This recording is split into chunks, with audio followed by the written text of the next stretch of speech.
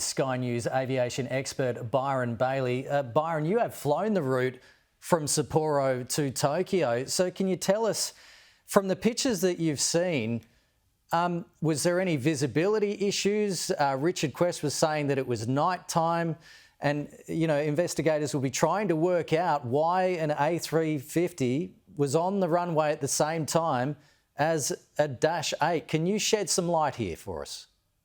Yeah, I saw the video. It appears that the Dash 8, which actually is a similar type that Qantas Link uses, was lined up on the runway while another aircraft was coming into land. Well, that shouldn't happen. So either a pilot misunderstood his instructions and lined up instead of holding short. But that is hard to do because there's a red stop bar that prevents pilots from entering the runway until the air traffic controller removes the red lights. So whether it's pilot error or air traffic control error, it's all going to come out in the wash. But it's very tragic.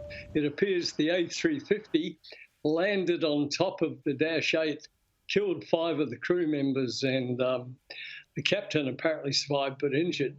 And, of course, it would have punctured underneath the A350 where all the fuel tanks are. And, of course, that's why you got the massive fire.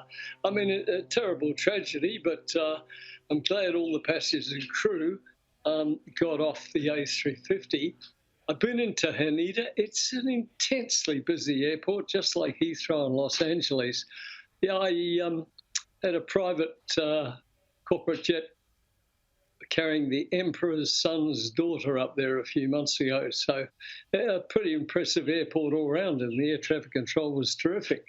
But it's a big error by somebody, and the investigation will reveal all.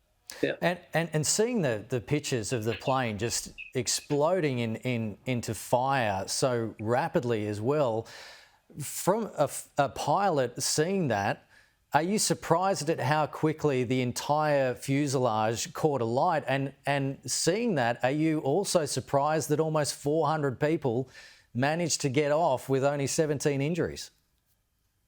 Well, actually getting to the first part of it, I'm not surprised, because if that landed on top of the Dash 8, they probably punctured the fuel tanks under the wings, and jet aircraft like A350s are probably landing with several tons of fuel on board. That would have erupted immediately, and sliding along the runway with the gear probably wiped off.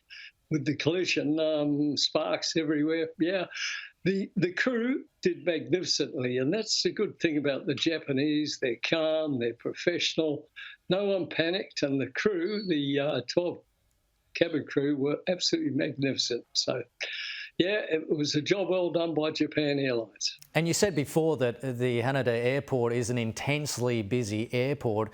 Is there anything else at the airport that would be difficult for the pilots to navigate or may cause a particular situation like this? What have you got for us there? There's a picture of Haneda Airport. It's very complex, wow. A big airport. The air traffic controllers under extreme stress with the workload. Yeah, I found it very difficult actually with following the lights and all the instructions, which sometimes the English of the controllers wasn't quite so good, but there really is an excellent airport, and this has to be an error made either by the Dash pilot or the air traffic controller, because the person in the crew in the A350, when you're coming in, it's slightly smaller than the 777, but similar.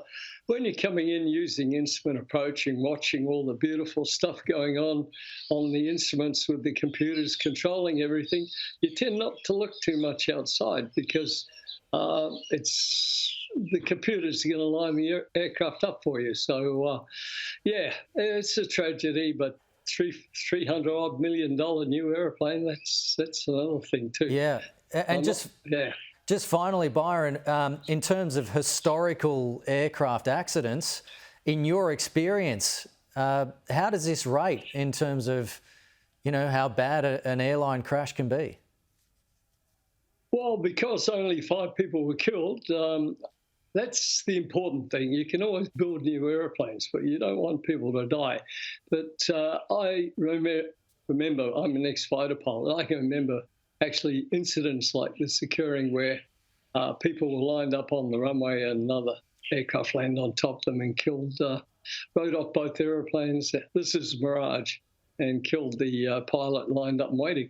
That's why these days you never have one lined up with another coming on approach, because the approach aircraft crosses the threshold of about 50 feet.